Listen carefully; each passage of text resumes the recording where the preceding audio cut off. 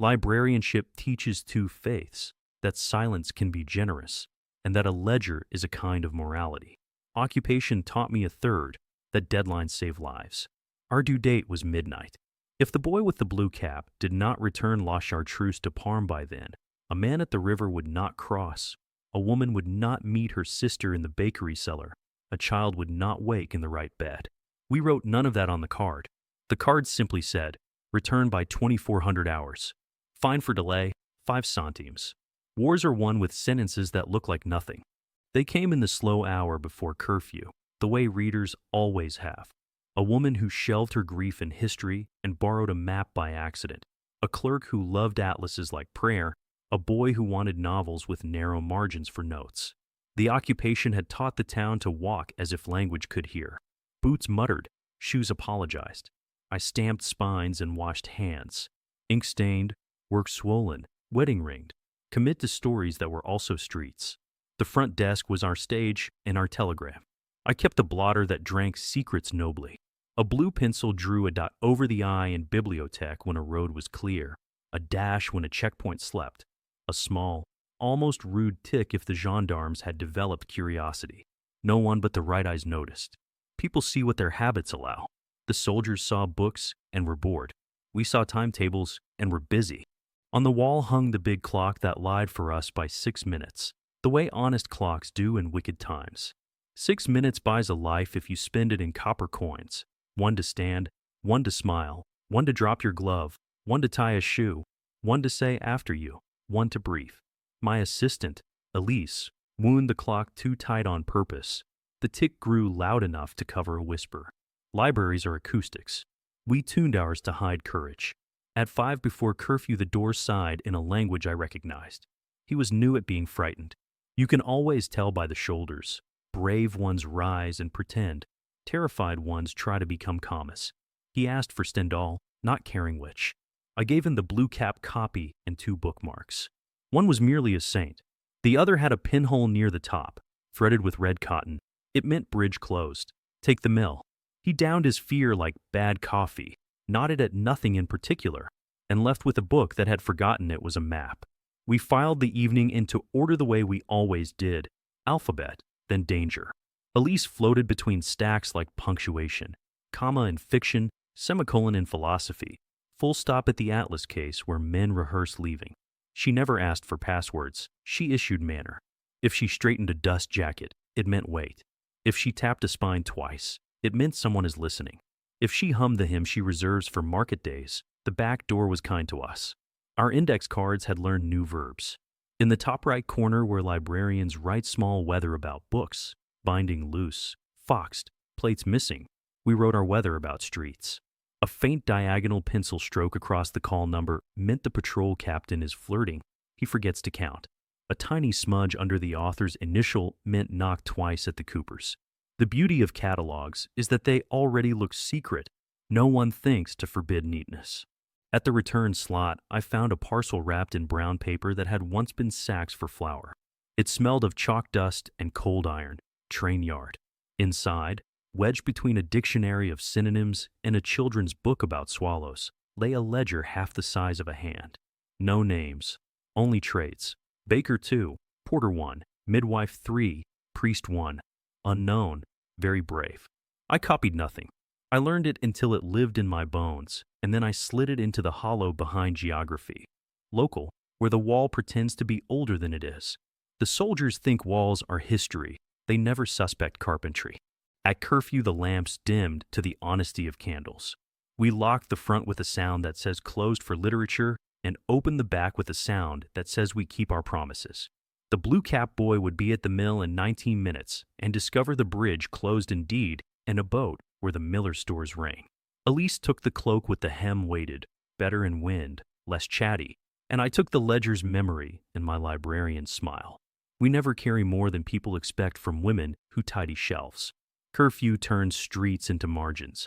Only footnotes dare appear there. We kept to the grammar, shadow to doorway, doorway to drainpipe, drainpipe to the corner where the lamplighter's ladder always leaves a smudge. Elise walked 1 pace ahead, the way brave people do when they're still practicing. I carried my librarian's satchel with nothing scandalous in it. needle, thread, twine, 2 pencils, 3 book cards already stamped due, 1 hairpin that knows more locks than is respectable. Respectability is camouflage that launders itself. At the baker's we paused long enough to buy air disguised as bread. He gave us the wrong change, which is the right signal. Gendarme patrol east of the square. Germans board, therefore dangerous. I put the coin back on the counter with my index finger resting on Marianne's nose. Our way to ask, has anyone been taken? He shook his head minutely, lips tightening for someone else's bad news. The town passes worry like teaspoons. No one hoards it because it goes stale. We crossed the square at the slow dignity of widows. A camion idled near the fountain with that foreign cough that makes you feel you've swallowed a key. A felgendarme turned his moonchain into a sermon and watched us as if shells could be illegal. I adjusted my spectacles to the angle that says I will bore you with cataloging terms if you engage me. He looked away, which is why librarians will always beat uniforms in fair combat. At the Cooper's Alley, a chalk mark waited where the wall peels and damp. 1 horizontal, 1 vertical, no crossroads tonight. I drew a circle around the vertical with my thumb. Message received, and we obeyed the detour that saved ankles and pride. From the mill road, the river smelled awake. Somewhere a bicycle practiced its allegiance with a single click. In the reeds, a boat remembered it was named after a saint and kept its mouth shut. Midnight stretched like good vellum. On the bell's last stroke, the boy with the blue cap slid from the dark, the Stendhal against his ribs like a borrowed rib. He did not speak. We do not teach the brave to ruin their work with noise. He handed me La Chartreuse, and I handed him the other bookmark, the one that is only a saint, except for the pinhole that means go home by roofs. He vanished upward into drainpipes and ivy, because boys are part cat if you let them. We returned the book to its shelf and the ledger to its absence. I wrote the only entry that matters on nights like this, return on time, and stamped the card with a date no one will ever question. Due dates are a religion in this town. Midnight had come and been paid. The Catalogue was our parliament, the stacks, our districts, the cards, our ballots. I ran elections hourly. Each drawer had a civic temperament. C in biography gossiped. Z in geography kept its counsel. We left the wooden rods in, because fascists distrust systems they can't break easily. Our system was boredom weaponized. A soldier confronted with 3,000 inches of perfect order will retreat to the comfort of his own disorder. The front of a card tells you what a town thinks of a book. The back can tell you whether the bridge at Saint Etienne will be watched after Vespers. We used the language librarians already trust. Binding loose meant the checkpoint captain was flirting again and forgot to count heads. Plates missing meant the patrol had a new man, clumsy, ambitious, likely to search under tables and not above. Foxed meant faded guard shift. Margins annotated meant gossip you could spend. We never wrote nouns, only adjectives. Adjectives travel lighter and take less prison time. We standardized mischief. 3 pinholes on the upper edge of a card, left, center, right. Map to North Quay, Market, Rail Yard. Thread color meant status. Red for avoid, gray for sleeping, blue for in motion. If thread snapped, the card became merely a book again, and the book resumed its polite duty to bore extroverts. On good days I admired how civilization survives by pretending nothing is happening. On bad days I admired how it doesn't collapse anyway. The date due stamp ran 6 minutes fast, same as the wall clock. The slippage made a harbor inside sentences. Return Friday, I'd say, and Friday would arrive with 2 extra heartbeats hidden in its sleeve. Stamps talk loudly enough to cover whispers. R said find 5 centimes while my mouth said use the alley behind the cobblers. Barrels stacked too high. Watch the dog. He lies. Readers nodded at the stamp. Listeners nodded at my grammar. Call numbers doubled as rendezvous. FIC.st, E. 1839, Stendhal, meant the mill road after curfew. Hist. LOC.1789 meant not tonight. Heroics later. Ariel.cat.022. A catechism nobody wanted, meant the sacristy door would open to coughing twice and pausing once. Elise carried a soft pencil, and the handwriting God gives to women who must look innocent while they commit felonies. She could turn a serif into a schedule and a flourish into a map. I kept her from Baroque, and she kept me from stingy. Between us, we wrote a city small enough to fit in drawers. We audited the stacks like bankers with a conscience. Shelf reading became reconnaissance. If Baedeker, Belgium, and northern France drifted half an inch left, a courier had used the end paper to write the price of bread at the East Gate, which is to say, guards hungry bribe with crusts, not speeches. If Manual of Millwrighting sat proud of its neighbors, the lock at the turbine was sulking and would welcome oil. I logged such truths in my head, where no confiscation could reach unless I betrayed myself with competence. The reference desk kept a blotter no sensible person would steal, ink-scarred, tea-stained, dog-eared from a decade of receipts. It was also a palimpsest. I pressed undersheets against the wood's old bruises and read yesterday through today, names indented as topography, times faint as gossip. The gendarmes never learned to read backwards. Occupation erases curiosity in the unimaginative first. I love them for it the way a locksmith loves bad locks. At noon each day, legal business hours for tyranny, I filed legitimate requests with the prefecture for additional book plates, index cards, 3 brooms, and a replacement stamp pad. Bureaucracy is a wide river. If you float on it convincingly, no one asks why your boat leaks messages. The quartermaster stamped approvals with the appetite of a man who hasn't had his lunch and believes ink can substitute. I delivered him a book on Roman roads and thanks, and the road taught him how to look straight past subversion by keeping your feet exactly where rules expect them. We train patrons without ever saying training. Regulars learn to ask for authors whose spines hid narrow envelopes at a second cut. Balzac for bread coupons, Jono for farm notes, Verne for maps that prefer tunnels. Children learn to shelve loudly when strangers entered and softly when friends did, which is a better alarm than bells. Old men learned that telling me the year of some forgotten election meant someone is at the door who isn't in uniform. I rewarded memory with chairs and a better view of the stove. Bribery is an ancient library science. Our quietest invention lived at the circulation desk where no one suspects miracles, the Ex Libris board, a cork sheet framed like a donor list. To the Germans, it honored benefactors. To us, it ran the town. Each benefactor was a route.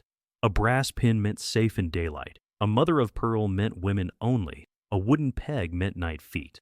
We moved pins while dusting, which is to say we shifted lives while polishing gratitude. Elise could reroute 3 couriers during a conversation about Proust and leave the major believing he'd recommended the Madeleine to us. We rehearsed loss as if it were a fire drill. What burns first? The drawers by the window.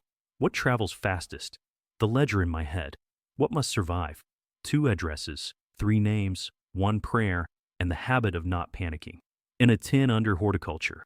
Peonies, we kept a 30-second library, 10 cards with pre-stamped dates, 2 rubber bands, a pencil, a saint's picture with a pinhole, bridge, another with 2, rail yard, and a ration of lies.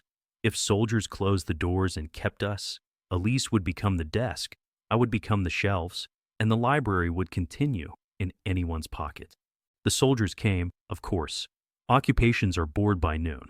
They entered in a smell of wool and cigarettes and the masculinity of boots that have decided they deserve floors. The Feldwebel held my reader ledger as if it might confess. "Why so many maps?" he asked. "We are a small town," I said, "so we get lost often." He smirked at the joke, because men at war like to see women unarmed by wit. His corporal leafed Baedeker with chapped thumbs and found nothing but the sadness of outdated hotels. Our sins hid in adjectives and thread, their questions hunted nouns. We survived that mismatch. After they left, a woman I knew as Madame Rose, but also as Red Cotton at the mill, returned Jono and did not look at me. She placed her card on the desk upside down, a breach no one but a librarian would notice. Upside down meant arrest rumored at the south gate. Delay everyone 15 minutes. I apologized to the room for a fictitious ink spill, closed the circulation desk with a tea towel, and spent a quarter-hour cleaning that did not need doing while the town adjusted its heartbeat. When I reopened, 3 men discovered they suddenly preferred poetry, and night routes quietly became afternoon ones. At day's end, I audited the geography with my thumbs, shelf edges, card corners, dust lines. A shelf told me someone short had lingered where tall men usually do. Children's hands at Atlantis, which is our code for the schoolmistress, is ready. The Catalogue sniffed out absence by the way a drawer closed an argument half a breath early. I wrote nothing. I brewed chicory in a kettle that understood martyrdom and taught my pulse to file itself under calm. Subheading useful. We ended with the clock. 6 minutes fast. Wound too tight. I straightened its face, which is to say I gave the town the gift of time it hadn't earned today. Elise locked the back, which is to say she opened 10 invisible doors. I doused lamps, which is to say I made room for signals that glow without asking permission. The library slept, but our grammar kept writing. Story hour was our loudest silence. Every Thursday, even under occupation, mothers brought children who required dragons and endings. I read from Perrault and Grimm and the thin book about a train that could, and every fourth page I exaggerated a consonant. Bridge, market, river, so couriers at the back could hear which route had become a fairy story and which remained geography. When I pinched my nose for the wicked queen's voice, it meant gas patrol out. When I rapped the cover twice, it meant delay at the square. Children think librarians are theatrical. Soldiers think we are silly. Both beliefs protect nations. Interlibrary loan became smuggling with paperwork. The prefecture adored stamps, so I fed it stamps until it slept. We shipped volumes to a cousin library upriver. Inside a hollowed Bordelou wrote a coil of thin copper for a radio. Inside a medical text, rolled onion skin with hand-drawn bridges. Inside a book so boring it might cure insomnia. 2 razor blades glued under the end paper for men who preferred not to be taken alive. We wrote ILL, urgent, professional use, and tied twine like virtue around sin. The postmistress, who knew all the names we didn't write, hummed along and charged us nothing for conspiracies that would have bankrupted the rich. We made microfilm in the darkroom the photographer had left behind when he fled to a place where photographs do not require permits. Elise learned to breathe with the enlarger. I learned the patience of dripping silver. We filmed lists that cannot be kept on paper, guards who drink, doors that squeal, nurses who will look away if you are quick. Then we hid the reels where film refuses to be found, rolled into the hollow of a chair leg in periodicals, screwed into a finial on the staircase, or lodged under the lead cap of the roof vent where it would outlive everyone except the rain. Censors visited with the habits of men who used to sell umbrellas. They inked out whole paragraphs in Zola and left our index cards alone because ink is louder than penciled weather. I gave them a table near the stove and a stack of newspapers that had already served as gloves. Their black rectangles became our clock. When the ink still shone, checkpoints were fresh and cruel. When it dulled, the men had gone bored and sloppy. The censors liked to ask whether libraries corrupt. Only laziness. I answered, which satisfied them and was also true. We rehearsed arrest. If they took Elise, I would become the assistant who speaks prettily and knows nothing. If they took me, she would claim to be the cousin visiting from the village with no taste for catalogs. We seated our desks with decoys, a notebook of violations, all petty, all dull, a drawer of contraband, harmless, discoverable, and a letter to the prefect praising his nephew's zeal at chess that could be produced in tears.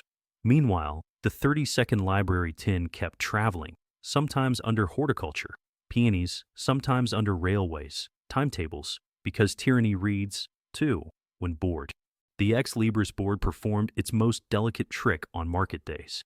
I pinned a mother of pearl at Madame Chabrier to signal women only, then walked to the steps with a basket of donated books. Housewives arrived in pairs, ostensibly to swap romances.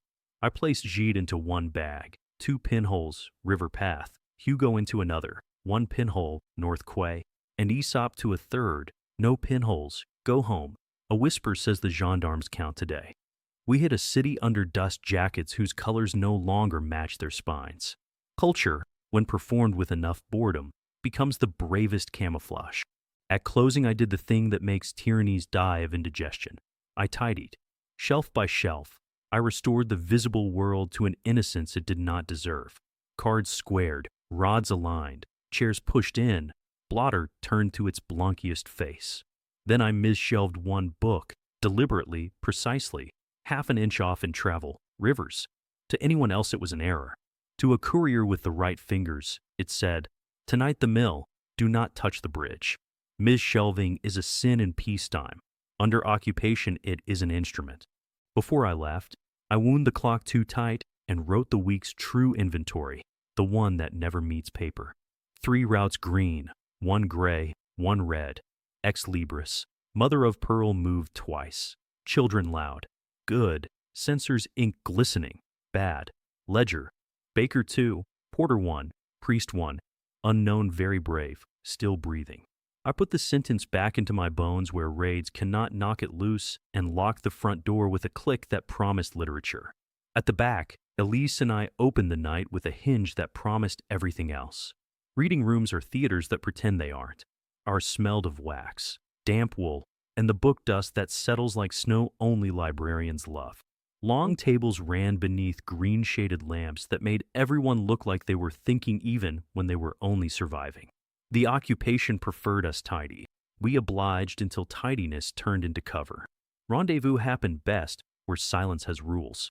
The seating chart was a map of the town written as posture.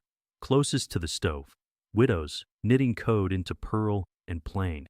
2 rows pearl for wait, for plain for go on without me. Under the north windows, clerks with pencils shaved to guilty points, copying stats from newspapers whose numbers had already lied twice before breakfast.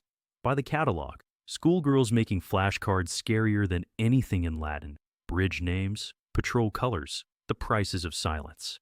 At the Atlas case, men who used to belong to railways fingering rivers like veins and saying nothing. I washed hands, not faces. Hands betray schedules. We tuned the room like a chorus. Elise adjusted the shutters to 3 finger widths if the square was safe, to 1 if gendarmes paced with the restlessness of dogs who smelled butcher's paper. I straightened the blotter when the back door wanted to be merciful. The clock ticked its 6 dishonest minutes, a heartbeat fat enough to hide whispers. We let the lamps hum. We let chairs complain. We let a child's cough be the metronome of innocence. Every sound had its job. Even the page turn carried instructions. A soft slide to mean continue. A quick flick to mean not now. Between stacks E and F, history and fiction, a civil marriage. I kept a narrow aisle with a wobble in the floorboard. To a stranger it was a nuisance. To us it was a doorbell. If a courier passed and the board did not wobble, I knew he'd learned his route from the wrong mouth. We fixed mouths gently when we could, roughly when we must. The Ex Libris board sat on the wall pretending philanthropy. I dusted it counterclockwise to say rue de teneurs is watched and clockwise to say cut through the cloister. Librarianship is choreography for people too tired to dance. Rendezvous wore reading as their coat. A woman I knew as Madame Violet folded herself into a chair with Plutarch because tyrants respect ancient names. Inside the cover we'd left a leaf of onion skin with 3 words, not the Coopers, and a smudge like a thumbprint to mean this warning came cheap. Spend it as you like. A farm boy who had outgrown his father's boots asked for Vern with the politeness of someone who knows he is borrowing courage as well as paper. I gave him Rivers of the World, call number that leads to the sacristy door at Vespers, and tucked a stub of candle into the gutter of maps where no one but a nun would look. Signals prefer theater. I kept a vase on the desk with 3 geraniums when the bridge was possible, 2 when it was not, and 1 when I wanted people to admire flowers and go home alive. The prefect's nephew once brought a carnation as a joke. I placed it in water and rerouted 3 lives using its loud vanity. He thought I blushed because boys in uniforms look like paper heroes to women behind desks. I blushed because it is easier than explaining logistics. Some afternoons I read aloud. Not stories, lists. I recited new acquisitions in a voice made for dust. 1 manual of mill writing, 3rd edition, 1 Baedeker, Belgium and Northern France, binding loose, 3 catechisms, plates missing, and let adjectives carry what nouns cannot.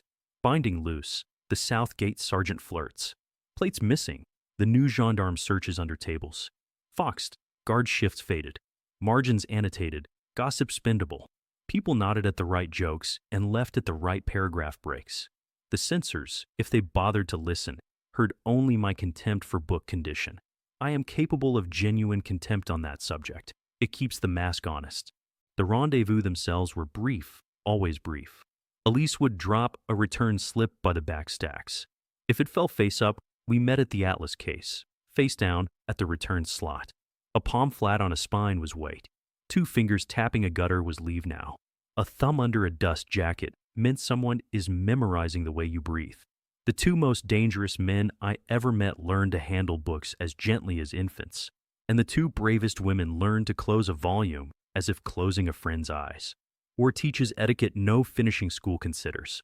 I kept one chair guilty on purpose, the one with a short leg that wobbles in storms. It was for doubters. If I put you there, I watch what you did next. True readers find a folded scrap and make do. True couriers shim a leg with a discarded catalog slip and carry on. Spies complain. They speak to furniture as if it owes them obedience. When that happened, I found them a very dull book and the prefect found them a very dull cell, and the town slept better for a week. Once, the room saved us without asking. The Feldwebel arrived with a grin he thought women admired and said he needed a table by the window for inspection. The room turned towards him the way a body turns toward a splinter. Everything else organized to push him out. Widows knit louder. Clerks breathed in columns. A child laughed at the wrong place in peril. The wobble in the floorboard warned two men who needed warning. I wheeled the atlas case very slightly east, blocking the line of sight to the sacristy door by the time his boots remembered boredom. He left believing he'd inspected us. He had. The report read, nothing but books. He was right. At closing, rendezvous dissolved into ordinary. We stamped due dates, faced spines, load the lamps, reshelved courage back into history and fiction. On the cork board, the mother of pearl moved 1 inch, which is the same as moving someone across a river. I wound the clock too tight, earning us 6 dishonest minutes for curfew, and wrote a single line in the ledger that lives where no gendarme can confiscate it. Today the reading room was a bridge. Afternoons pretended to be gentle. Sun made a chessboard on the parquet where the shutters forgot strictness. Dust practiced ballet in the slants. That was our favorite hour for crossings, because soldiers acquire naps and arrogance at the same time. I scheduled danger for 2:30, like a lecture. At 2:20, I opened Rivers of the World to the lawyer and left a stub of candle tucked in Orleans. At 2:25, Elise rolled the atlas case 3 inches, the room's continental drift. At 2:27, a widow adjusted her knitting. Pearl, pearl, wait. Plain, plain, plain, plain, go. We are a country that moves in increments. Sometimes a rendezvous needed theater you could fold into a coat. I kept a stack of romance novels with second gilt edges, gaudy as confession, because no gendarme believes a love story can carry freight. Inside one, at the hinge, a sliver of onion skin named a priest who would sign anything if you spelled his baptismal correctly. Inside another, a list of house numbers that look sequential but leap a block to avoid a door with a squeak like a conscience. The couriers learned to carry their courage under book covers so embarrassing even God would look away. Children saved us more than any patron saint. They moved like punctuation, dashes between stacks, commas at knees, parentheses at chairs. We taught them a nonsense game that was only mostly nonsense. If the lady at the desk stretches her fingers, count 7 and look left. If she polishes her spectacles, stand in the doorway and be adorable. If she coughs twice, go tell the man with the hat that story hour moved to tomorrow. They performed with the seriousness children reserve for pretend. Once, a boy named Henri spilled a pouch of marbles exactly when I needed a felgendarme to notice his own clumsiness. The law slipped on blue glass and discovered humility. Henri received a sugar cube and the rank of Marshal of Accidents. Our most perilous meeting wore the face of routine. A railway clerk with ink on every knuckle came for Baedeker. His eyes had learned insomnia. His wrist had learned to lie. I gave him the 1911 edition with the hotel lists intact, which is to say, a book full of addresses that no longer exist, perfect camouflage for addresses that must. He read the lobby of the Grand Hotel as if he'd slept there, which told me he had slept nowhere. Under the desk, with my toe, I pushed forward a card with a single smudge, our mark for take the long, shameful way. It's slower and alive.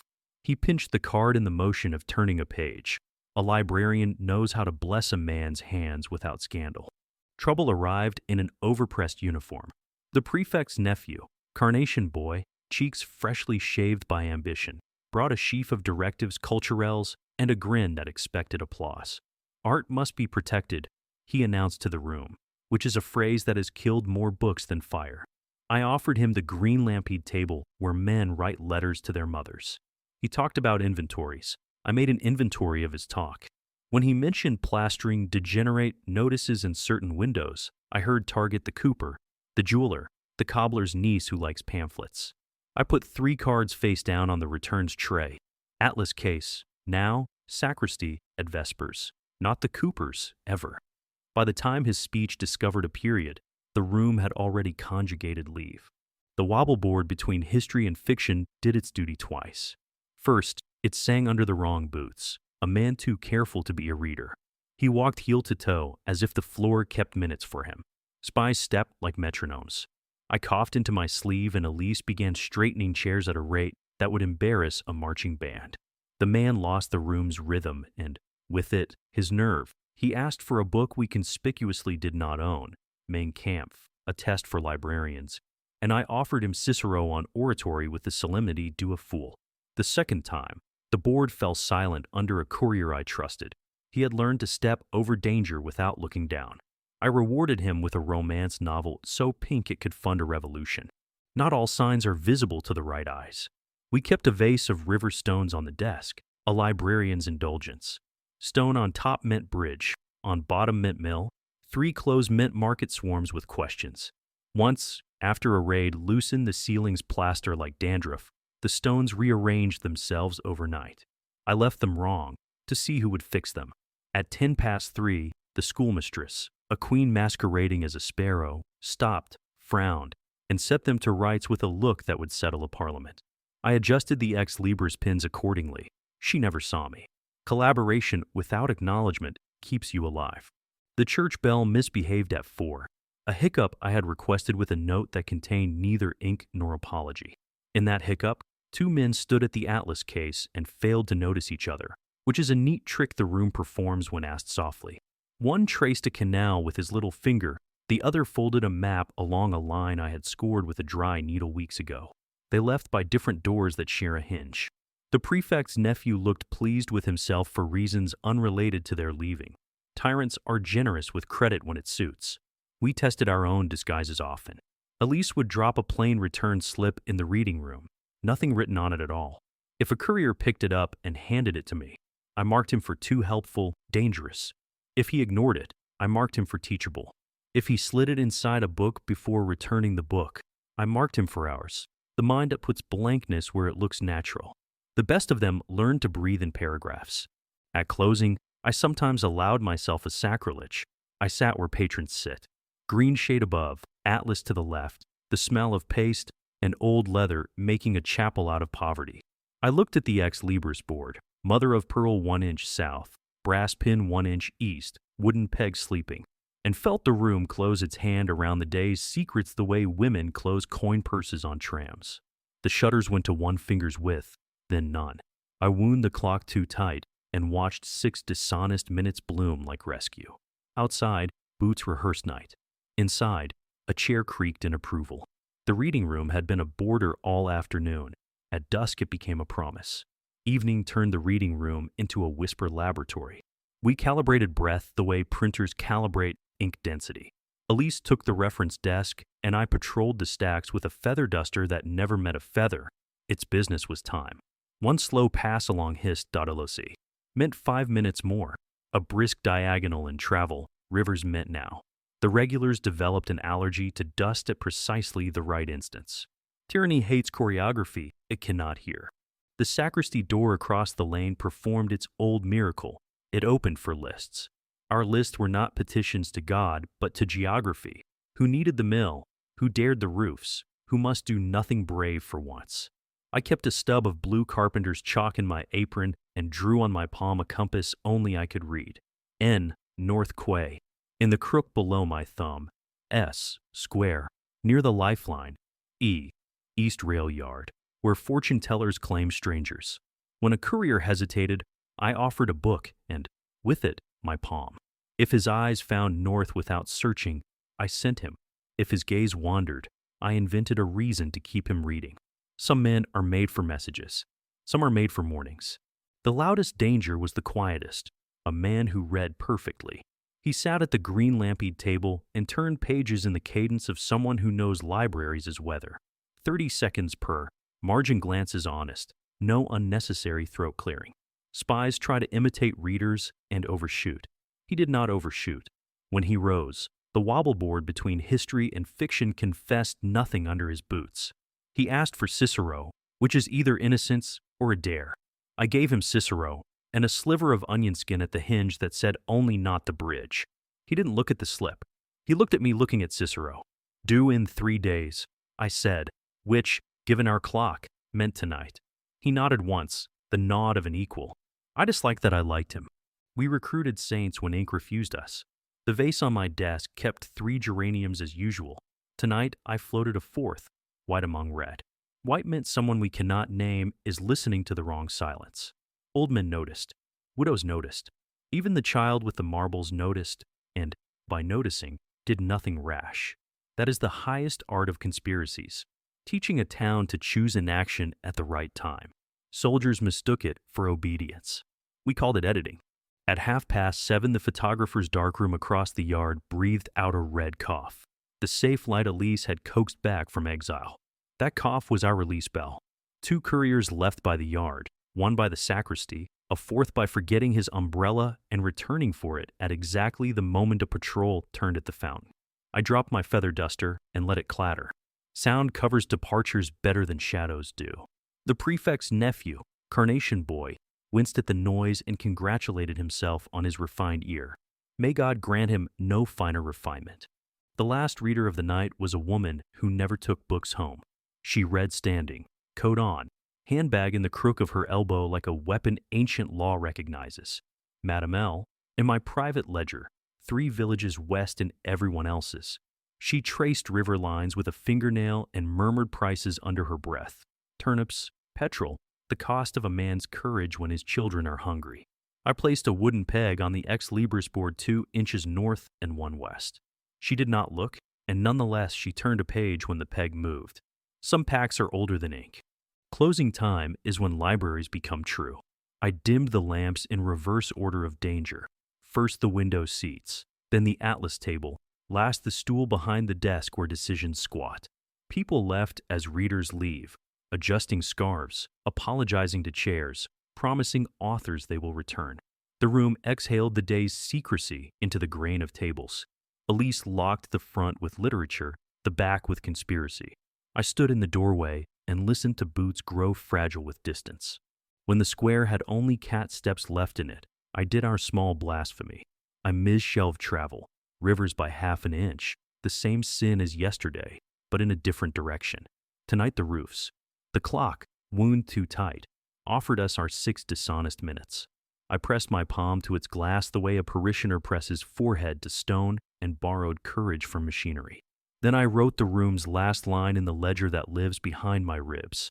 Today the reading room learned another verb, protect. A town under occupation learns to hide in daylight the way fish learn to breathe water by forgetting any other method existed. Our couriers were the people uniforms forget.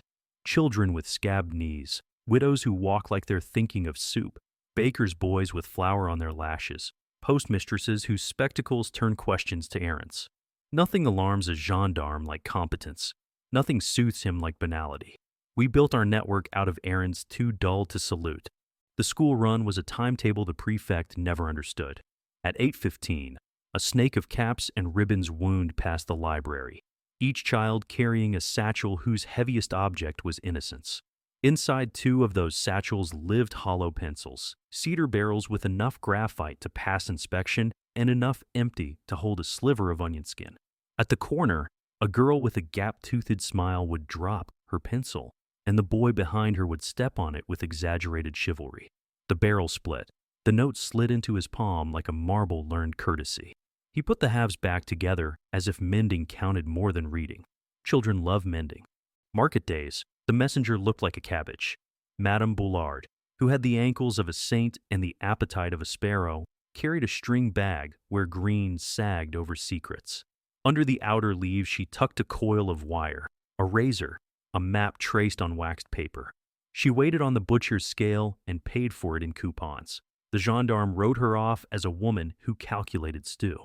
Stew is treason's favorite alibi. At the far stall, the cabbage shed dignity and became supper again. The wire walked away in a pocket lined by prayer. Baker's rounds carried mourning like a sacrament. Loaves cool slower than suspicion.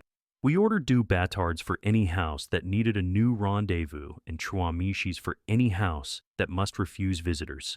Flour takes fingerprints that the eye can't see but a thumb can feel.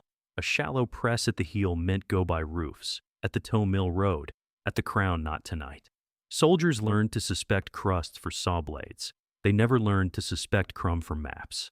The postmistress was our telegraph without telegraph. She sorted letters by weight and gossip, a science more exact than philately. If a family's envelopes came suddenly light, she knew a son had run or a husband had been invited for questioning. If they came heavy, the North Farm had found potatoes or the priest had found courage. She stamped what needed stamping and held back what needed hands. Once a week, she misaddressed a bundle to the library, wrong street, right conscience, and I signed for it with my most librarian indignation. Inside, blank forms filched from the prefecture for unused seals and a rumor that bought us 2 days. We perfected the art of the bread lady ledger.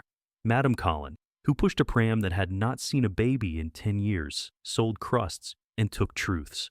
Her ledger columns were flour, salt, credit, ringed entries for paid, and, in a margin innocent as pastry, a tiny loop beside certain names. Loop meant, this house is for rendezvous only. Do not bring news to the door. A dot over the loop meant, child can carry. A slash through meant, grief here, speak softly or trade later. The pram's false bottom held 2 doors worth of hinge pins and a small bottle of iodine labeled vanilla. Boys on bicycles were our telegrams with legs. The occupation loved bicycles until it hated them. We loved them past both moods. We sent messages in bells, 2 short for market, 1 long for square, a nervous trill for go home by roofs. A boy named Jacques could ring cursive. He wore a sack of newspapers that had exchanged their headlines for the previous day's truth. In the bundle's seam, Elise stitched a fine channel where a slip could live flat as a virtue. Jacques learned the art of pedaling slow when watched and swift when believed to be lazy. Even priests carried routes under cassocks. Father Ardot, I remove letters the way he removes sins. Heard confessions in 2 pews only. Left pew was absolution. Right pew was geography. Bless me, Father, I have sinned. Became. And the miller's wheel will squeal unless you oil the pin by dusk. He gave 3 Hail Marys for roofs, 5 for square, and a stern look for men who wanted heroics on Thursdays. Thursdays belonged to laundry and mercy. Our bravest disguise was boredom. The Bookmobile, a van that once believed it was a baker's cart, did rounds between schools and farms with a chalkboard that said story hour. Inside were books, yes, also wedges of spare tire, a jack kept too clean, and a false shelf behind travel. Rivers where a bottle of quinine and a spool of copper refused to declare their presence. We broke down a lot at checkpoints.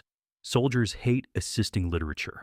While they grunted at the jack, Elise straightened spines that didn't need straightening and slid a parcel from Baedeker to Manual of Millwriting as if correcting a cataloging sin. We left grateful. They left suspicious of grammar. Grammar survived. We cultivated grandmothers. Occupiers underestimate women whose hairpins are older than the regime. Tante Leonie carried a rosary that had learned to count differently. Decades for minutes, our fathers for streets, glory be for go. She would stop at a corner, pretend to scold pigeons, and in that pause a door would open a size width. Leonie would not look. Her left shoulder would sink, the bag would lighten, and the door would become the past again. On Sundays she put flowers on graves according to a schedule that no one wrote down. Chrysanthemums at safe now, rosemary at wait, Euphor do not. The gendarmes called it piety. She called it gardening. An old porter at the rail yard owned the heaviest keys and the softest eyes. Everyone knew he had a limp. No one knew it was the limp of a dancer. Short step, turn, lift, perfect for passing a thin roll of onion skin to a librarian who carried a satchel and a face no one remembers later. He taught me how to cough to hide the click of a lock. I taught him how to tuck a note into the cloth hinge of a timetable without bending the paper's pride. Between us we moved men like freight and never lost a crate.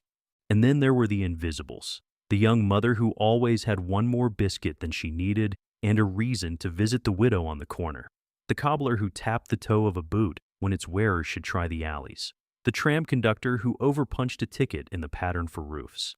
The prefect's nephew called it civilian routine. We called it a network. It didn't look like heroism because heroism is untidy and we were neat. Neatness is what saved us. It let us pass messages across squares full of soldiers without once raising our voices. At night, when shells were honest and streets were not, I wrote our inventory without nouns. 2 baskets, for bells, 5 doorways that forget themselves, 1 cabbage more useful than any gun. I added a line the ledgers can't hold, courage disguised as errands. We were ordinary so thoroughly that the occupation forgot to forbid us. That is how we crossed a city with nothing but hands and habits. They came for paper because paper had humiliated them all day. Boots at dusk, the kind that complain in German, and a van that smelled of canvas and certainty. The Feldwebel with the grin had learned a new word, Soberum, and came to practice it on drawers. Elise and I had dressed the library like Sunday.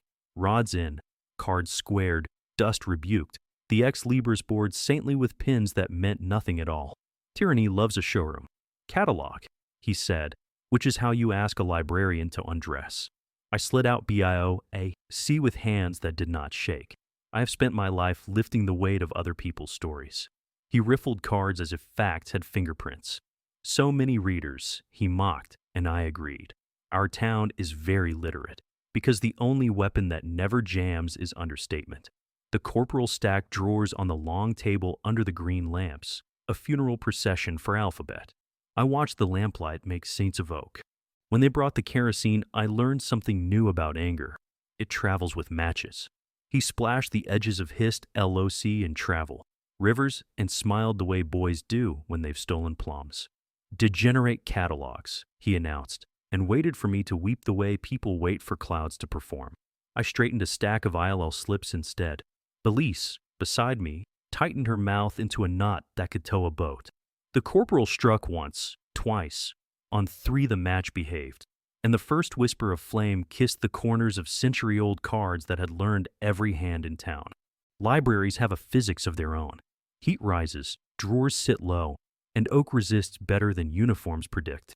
While the men admired their fire, I admired the seams of the table. Between breaths, Elise slid 1 drawer, a modest RS, against my hip. I bumped it to the floor where the shadow lives. She nudged it with the toe of a shoe that owed no allegiance, and it slept beneath the tablecloth like a stowaway. Another drawer followed, Geog S, Z, the one with our penciled weather along the top edge. We rescued inches at a time, the way saints rescue strangers, without theater and while performing other duties. Fire speaks 3 languages, promise, fret, and gossip. The first licked the cards, the second found the lamp oil, the third told the smoke to head for the ceiling where the gendarme's eyes were not. Back, the Feldwebel ordered, because men who fear paper raise their voices. We stepped back exactly 1 librarian's pace. Elise coughed in the key of "open the back door," and the wind remembered its manners. The smoke took the aisle between history and fiction, the same path our wobble-board knows, and slipped toward the yard. They wanted spectacle. We gave them supervision. Old paper burns too quickly. I observed to the corporal, who did not know insult when catalogued as fact. Too dry. You'll scorch the varnish. He blinked, guarding his boots from intelligence. He kicked a drawer. Children, fairy tales, and cards fell like snow good people have earned. While his heel rehearsed dominance, I bent to assist, and my sleeve swept 20 cards into my satchel. Not names, streets. Not authors, adjectives. The smoke wrote cover stories on our cheeks. The lamps hummed approval. The green shades turned soldiers the color of unripe fruit. The Ex Libris board watched from the wall, pious with pins. I dusted it once, lightly, clockwise, cloister row, because a woman at the sacristy would be waiting either for us or for our absence. The Feldwebel frowned at the board the way dogs frown at gramophones. He yanked the mother of pearl out and looked for treason in its hole. Finding only cork, he felt cheated and grew cruel. Office, he snapped. Drawers. We let him hurt us because doors mean hinges and hinges mean time. In the office, the darkroom's red safe light breathed like a saint with asthma. He appended the stationery cupboard, onion skin, blotters, 2 stamps I'd borrowed from the prefecture and never returned, ribbons that have outlived governments. Keys, he demanded. I handed him all of them except two, which hung on the inside of my wrist, disguised as bracelets. He broke the lock on the cash box theatrically and found a librarian's wages, which is to say, nothing. Rage loves poor prey. It feels cheapened. He threw the coins anyway. They tinkled like tiny bells summoning patience. Behind him, Elise opened the window latch with a fingernail taught by hairpins and saints. The draft lured the smoke toward freedom. In the reading room, the stack fire performed opera for men who like finales. In the office, we performed farce, tripping over ledgers, apologizing to chairs, begging the typewriter not to jam. The Feldwebel, exasperated by competence, did the thing we had prayed for. He separated from his corporal. Tyranny loses to divided attention faster than to courage. The corporal, left to admire his bonfire, did what boys do around mischief. He fed it. He pulled out drawers randomly and hurled them like insults. Some landed square on flame and surrendered. Others skidded under benches and decided to live. I memorized where the survivors sulked, under travel, rivers, irony, beneath the atlas case, destiny, behind the dictionary plinth, pure stubbornness. Smoke lowered itself to a height polite people don't breathe. Widows would have scolded it for posture. In the office, the Feldwebel discovered boredom, that lethal enemy of small tyrants. He stamped, cursed, rehearsed his report in a grammar too tidy for truth, and waved us away with a generosity he mistook for dominance. "Stay out," he said, meaning I'm done here. Your grief can begin. We curtsied. Librarians have curtsies powerful enough to move furniture, and backed into the corridor. I straightened the green-shaded lamp as we passed. It tilted toward hissed LOC, as if it could still protect hometowns. When the boots in the van had gone and darkness sat down like a tired uncle, we worked. First, the door, barred. Second, the back, open an inch, enough for smoke and women. Third, the fire, hungry, not clever. We brought our buckets from the tin bath behind periodicals, fed water to corners, smothered with wool blankets that had read better novels. Elise took the long pole and knocked drawers off the table where Flame wanted to brag. I caught them on my skirt like a fishwife catching coins. We stamped, we slid, we lied to Heat about its future. What we could not save we memorized. I knelt in the ash and read like a priest at Compline. Baedeker, Belgium and N, France. Foxed, guard shifts fading. Manual of millwrighting, binding loose, sergeant flirting. His d'artillerie, plates missing. New man searches under tables, not above.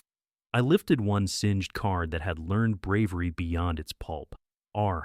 S. GOG with 3 pinholes. Left, center, right. Meaning North Quay, market, rail yard, thread burned away, but intention intact. I pressed it between palms and felt the town's map bless my bones again. By midnight, we had a ruin that looked like a reading room after a bad translation. The char stank of arrogance and oak. Under the atlas case, 2 drawers breathed. We slid them out as if undressing someone beloved, and I felt ridiculous joy at the alphabet stubbornness. R. S coughed up our penciled weather and 300 lives disguised as call numbers. Geog S. Z kept the adjectives that move feet. We carried both to the darkroom, where the red safe light forgives sins, and slid them behind the false wall built for photographs and confessions. At the front, on the long table, the fire had eaten children, fairy tales down to ash and stubborn guilt. I cupped a handful and let it blacken my gloves.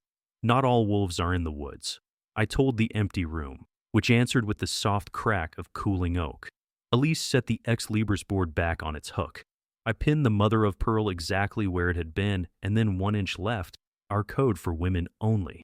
Mill rode by roofs. She wound the clock too tight. 6 dishonest minutes bloomed like mercy. We wrote the night's entry where no gendarme will ever confiscate it. Catalogue burned. 2 drawers saved.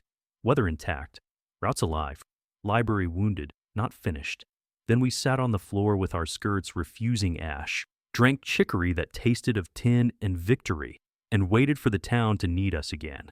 It did, on the second stroke of 1, which is when a boy with a blue cap knocked very softly and returned Stendhal on time. We repainted the Bookmobile the color of permission. Beige, bureaucracy's favorite flower. trimmed with a stripe that made it look municipal without ever declaring which municipality. On the side, in letters even a colonel would find boring, Bibliothèque itinerant, Ars Dei lecture. Soldiers love signs. They mistake them for fences. Our chalkboard announced story hour in villages that hadn't seen a story since autumn. Inside, shells wore paper habits. Behind travel, rivers the false back waited. A confessional for quinine, copper wire, onion skin maps, sometimes hope wrapped in brown paper like sausages. We engineered malfunctions to match the gendarmery's temper. When the south checkpoint felt kindly, we overheated, bonnet up, steam courtesy of a kettle under the block.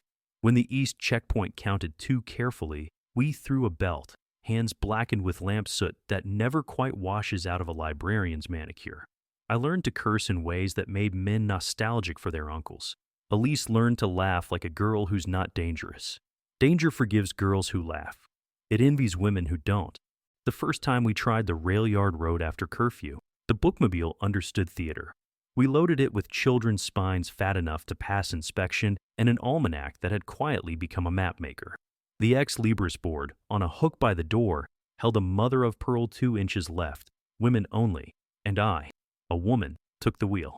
Elise sat beside me with a shawl that converted to a sling in one knot and a penknife that would have made a bishop reconsider doctrine. The engine coughed into obedience. We rolled out at the hour when dogs adopt streets and men in helmets become silhouettes pretending not to be afraid. At the first post, the gendarme with the mustache of a poet stopped us with less malice than boredom. Papers, he sighed. I offered a basket of romances instead, second gilt edges, gaudy as sin. For your wife? I said, because wives are the only legal partisans. He hesitated between duty and domestic peace. Duty blinked first. You cannot pass at night, he remembered. Reading, I answered, makes for quieter villages. He signed the air with his tired hand, which is the gesture men use when they decide not to decide. We passed. He accepted a book with a saint's picture as bookmark and never learned the pinhole meant bridge closed. Take the mill. Checkpoints are theaters with poor scripts and excellent props. Rifles, lamps, suspicious dogs, piles of confiscated pride. We tuned our show to each stage. The Eastern Post had a corporal who hated grammar but loved gadgets. There we broke the jack. He squatted with the reverence of a peasant at harvest and lifted the van as if rescuing a cathedral. While his hands were holy, Elise straightened Baedeker and millwrighting, one finger sliding a parcel the thickness of a sermon from behind rivers to behind catechisms. The corporal admired his own strength. I admired the hinge pin I had loosened last week in case the door needed to fall off and become a stretcher. The door did not fall. We gave him a book about engines, and he practiced reading the pictures. The bridge post owned a felgendarm with a moonshane that preached sermons about authority and a dog that could smell despair. For him, we staged boredom. We let the engine idle too low. It complained in a register that makes mechanics feel tall. I recited Catalogue numbers aloud. FIC. Hug. 1862. Trav. RIV. 1904. Until his eyes glazed the way varnish does when you forget to open a window. The dog sniffed our step and sneezed at romance novels, which is the correct response. Elise, irresponsible with dusting, sneezed back. The moonshane swung. A soldier laughed. Laughter is the hammer that loosens nails around orders. Inside, our shells spoke quietly to the brave. A slip inside Aesop named a priest who would stamp anything if you spelled his Latin correctly. Another inside G'd hopped house numbers to skip a squeaky hinge. A third, inside a book so boring it could outlast war, held 2 razor blades glued under the end paper for men who refused certain endings. We never touched the parcels in front of uniforms. We touched attitude. Librarian scorn is a disinfectant. It kills curiosity in the unimaginative and invites the rest to leave. At the mill road, a shadow detached itself from the machinery of night. The boy with the blue cap again, older by fear. He did not mount the steps. He asked for Stendhal like a password, and I handed him Rivers of the World with a candle stub at Orleans. He took the book, and with it the sentence hidden in the gutter, roof route, not the bridge. He vanished toward ivy and drainpipe, which are chapters one never memorize. Ivy and boys argue in a grammar I respect from a distance. We drove on, the van pretending to be a lullaby. Once, The Bookmobile learned humility at the worst place to learn it, the square in front of the prefecture, where cobbles remember executions and men in large hats remember to be cruel. A new officer stopped us, not a gendarme, but the kind of German who irons even his breath. He asked for permits in a German that had been to school. I replied in a French that had been to market. He smiled at the mismatch the way cats smile at fish bowls. "Open," he said, and pointed to the rear doors. I opened. He picked a book at random, Baedeker, 1911, and lectured me about obsolete routes. I agreed that the empire had shrunk. Empires often do when they are hungry. He chose catechism next and smirked at our superstition. The false back behind rivers waited, breath held like a swimmer.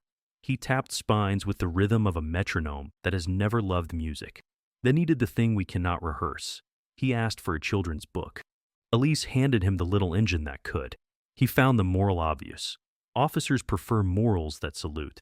Not suitable, he declared, for occupied minds. He reached for Grimm. I watched his hand the way you watch a fuse. He thumbed the foredge, saw nothing but fairy tale guilt, and put it back. The dog sniffed Grimm and found only wolves. The officer grew bored with our smallness.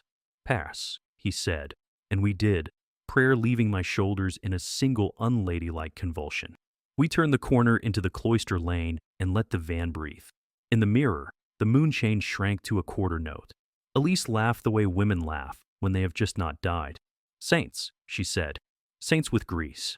We delivered to the sacristy a bottle of quinine wrapped in Baedeker, 2 reels of copper in mill writing, and a packet of names written in a hand that knows how to survive inquiries.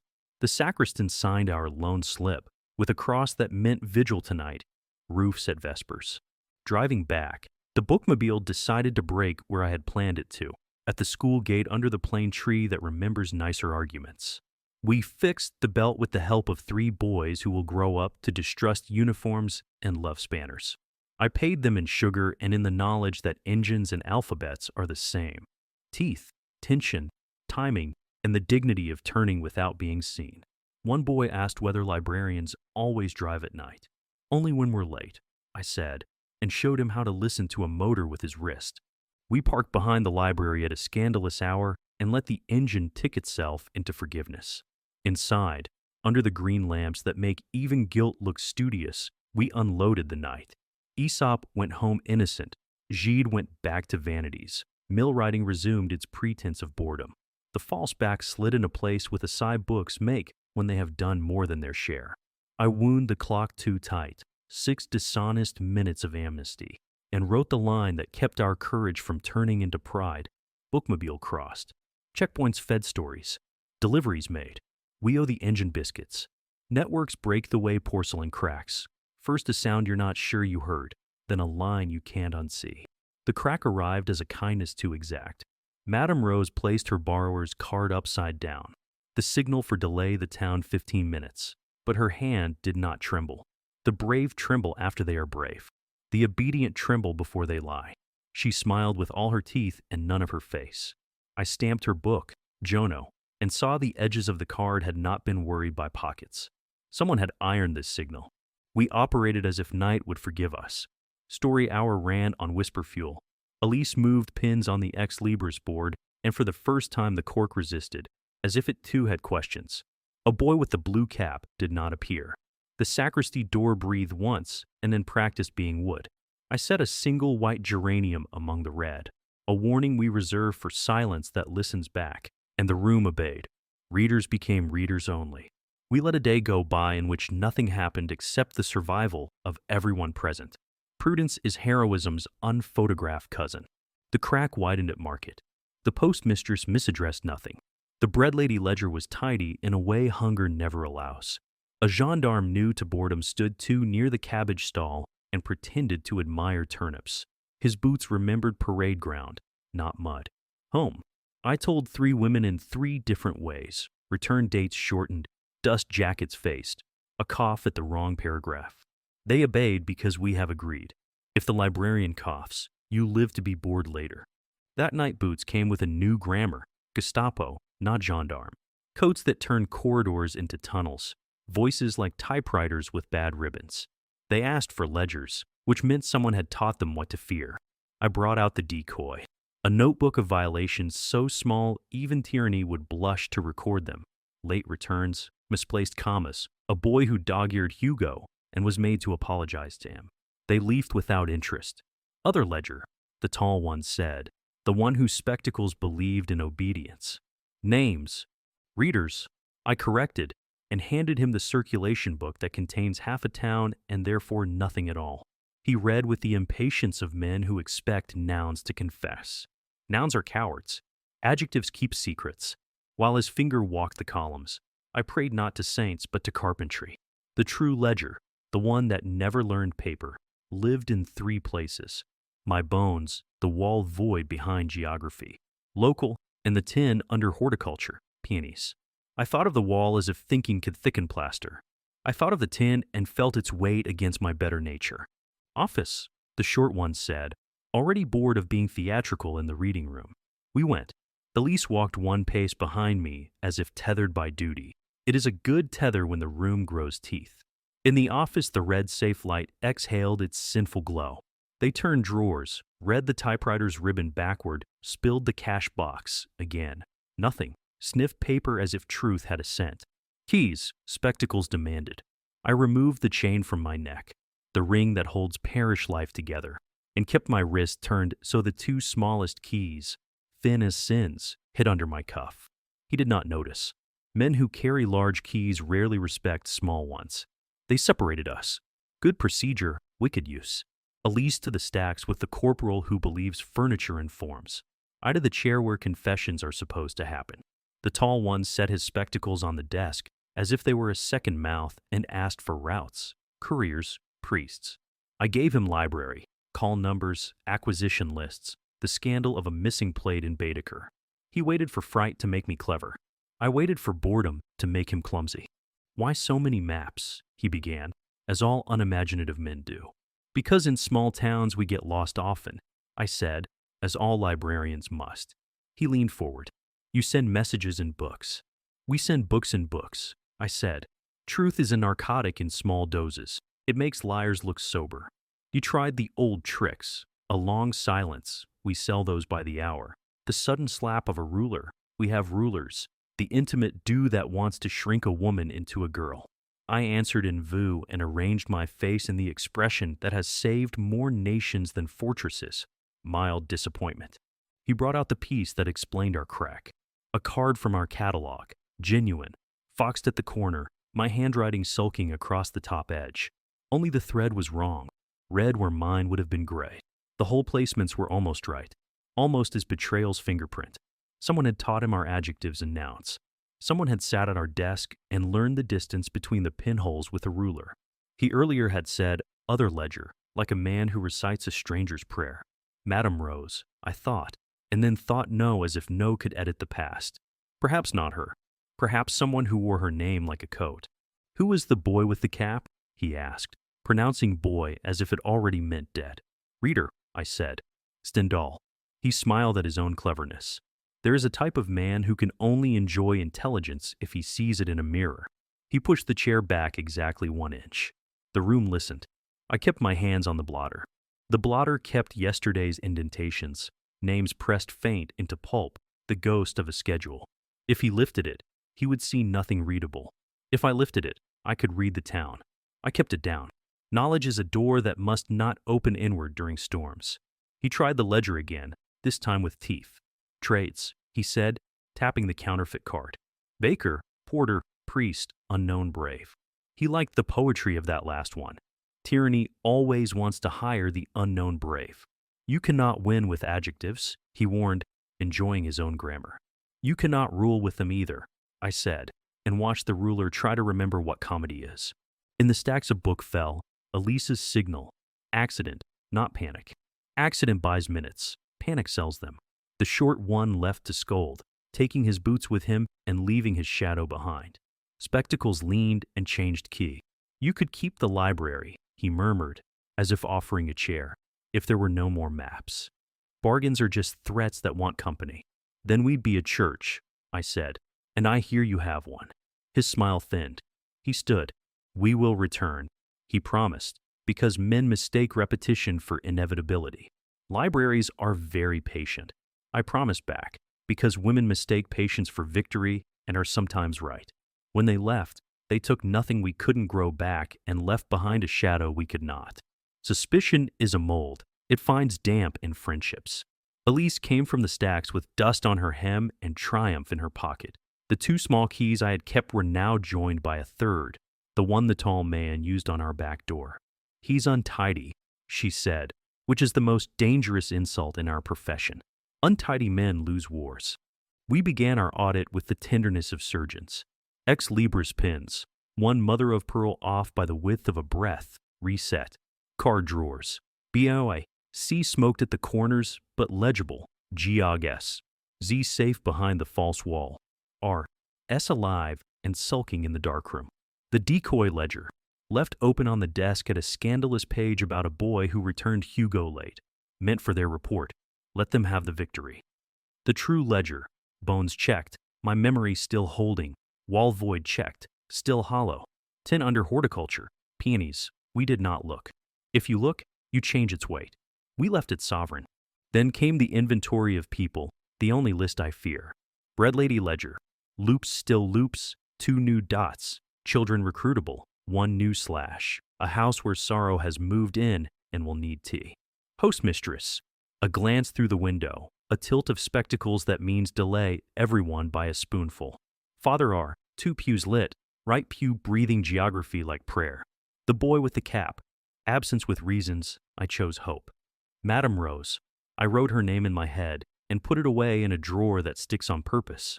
Betrayal demands a ritual or it eats the room. We performed ours.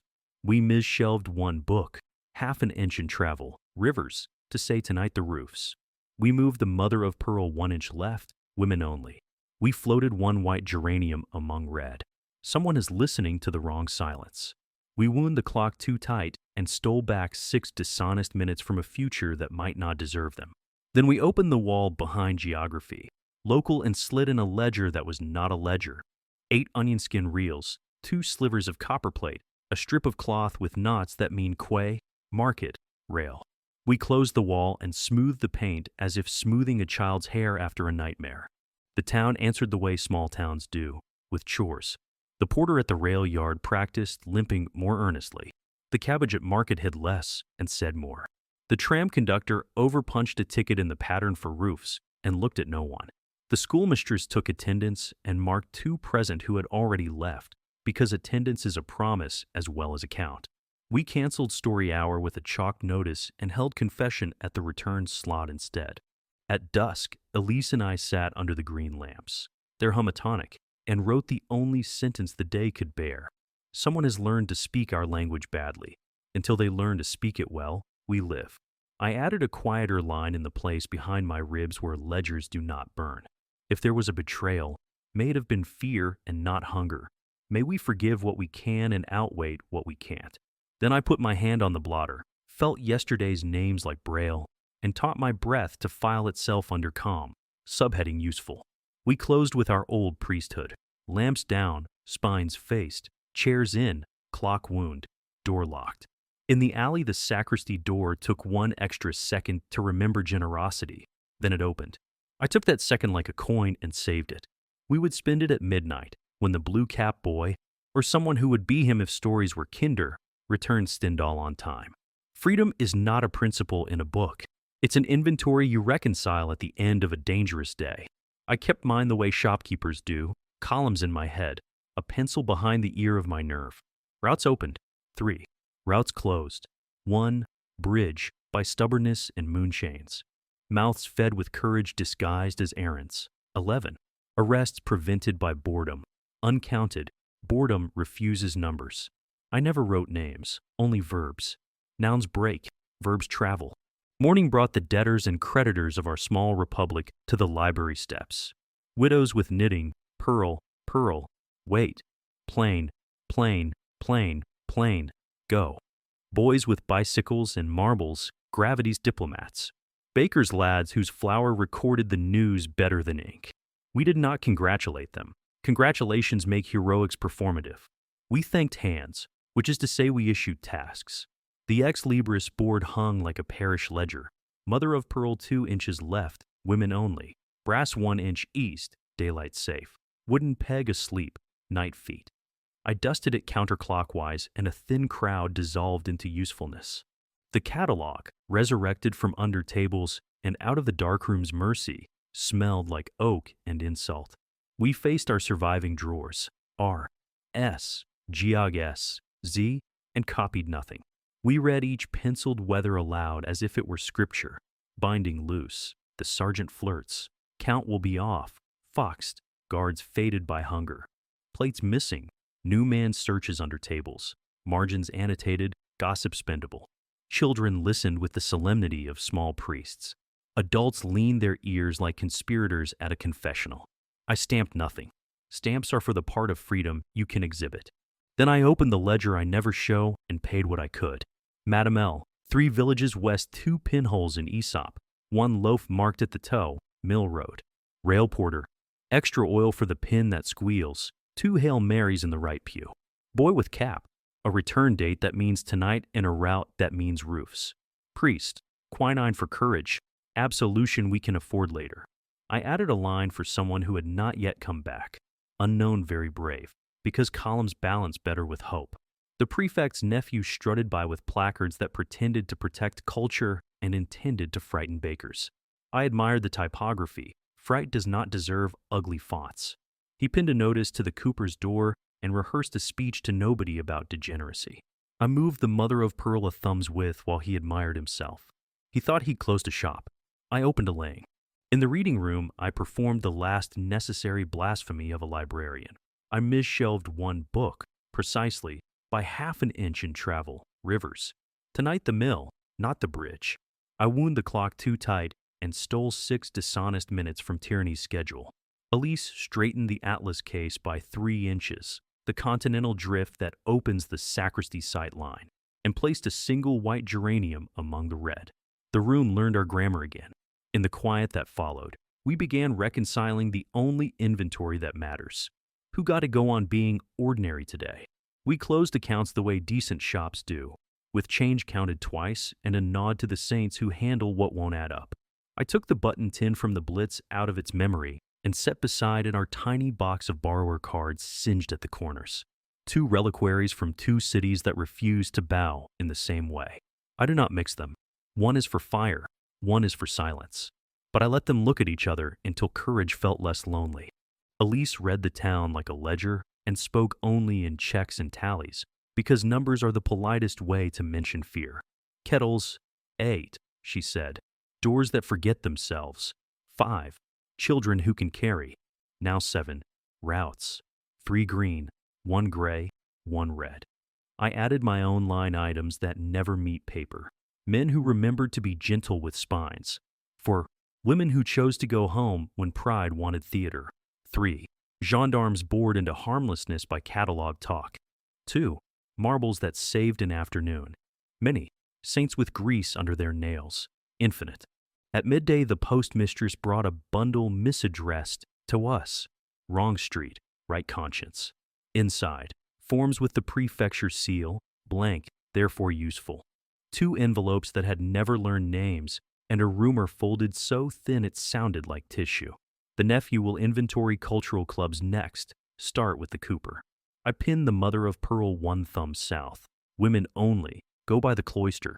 And wrote a list of clubs that still exist only on paper. Paper is a country we can move through faster than they can. We paid our debts to the invisibles. A cabbage for Madame Boulard, heavy enough to justify her morning's route. A tin of salve for the porter's hip, labeled furniture polish because men like to be useful when they heal. An extra romance for the gendarme's wife, 2nd gilt edges, so the dog will sneeze. To Father R, onion skin tucked inside catechism with 3 words and a map crease he will understand. Vespers, roofs, east. He will assign Hail Marys according to the difficulty of stairs.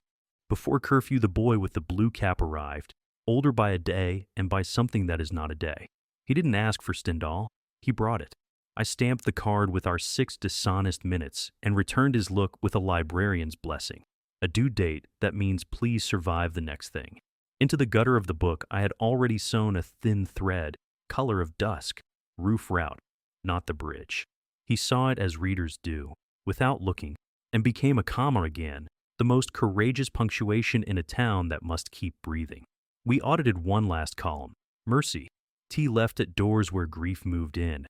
Elise read, 5. Excuses invented for students who must arrive late and alive. I added, 2. Lies told to uniforms to save a man's hands. She continued, 3. We tallied silence as well. Secrets kept when boasting would have felt like relief. I said, all. Mercy owes interest to the next day. We paid the minimum and promised more. Curfew approached like a librarian's finger. Not cruel, but it ends your page. We performed our closing ritual. Lamps down, spines faced, chairs in row, Ex Libris pins asleep, and then committed the night's one blasphemy with precision. Mis-shelved travel, rivers by half an inch. Tonight the mill, roofs if it rains. The clock, wound too tight, gave us our 6-minute amnesty. The room absorbed it without complaint. Outside, boots rehearsed obedience. Inside, the atlas waited to be a door again. I wrote the last entry in the ledger that lives where no warrant reaches. Routes green. Market, cloister, North Quay by roofs. Gray. Sacristy at second bell. Red. Bridge. Moonshane and a dog who smells despair. Benefactors, real widows with knitting, boys with marbles, baker's flour, priests with geography in their right pews, mothers of pearl that move like tides. Losses, Catalogue ash, trust freight, one reader missing and therefore counted twice. Profits, ordinary life purchased for another day. I closed the book that is not a book and put it back into bone. Elise stood with her palm open. On it, 3 knots and a strip of cloth. Our tactile ledger in case hands must read where eyes cannot. First knot for quay, second for market, third for rail. We tied the cloth to the underside of the desk where a frightened courier might grope in the dark and find grammar. Then she placed a white geranium among the red and did not explain it to anyone. The room understood. When the sacristy door across the lane opened its polite inch, we let 3 people pass through the library without becoming readers. A man who had memorized rail timetables from boredom and now from purpose. A woman whose handbag contained the inventory of a day, 2 onions, a scrap of lace, and a name she intended to return to its owner. A child who had learned to drop marbles only when told by nouns. They left as patrons leave, quietly, with the dignity of borrowers. We locked the front with literature and the back with conspiracy. The bookmobile ticked in the yard like a cat after mischief. I checked its false back, behind travel, rivers, where the country we love always hides, and found it empty, which is to say, successful. Elise wound the clock once more, a greedy twist. We stole a 7th minute like crumbs from the gods. We will spend it when a boy needs exactly that long to become a roof. Freedom, reconciled, rarely balances. It ends with a column called to be continued. I left that column open and wrote a single honest word beneath it, return. Then I went home by the alley that smells of bread and ink and the kind of courage that refuses a trumpet. Tomorrow, the Ex Libris pins will move again. Tomorrow, we will misshelve our sin and borrow another day.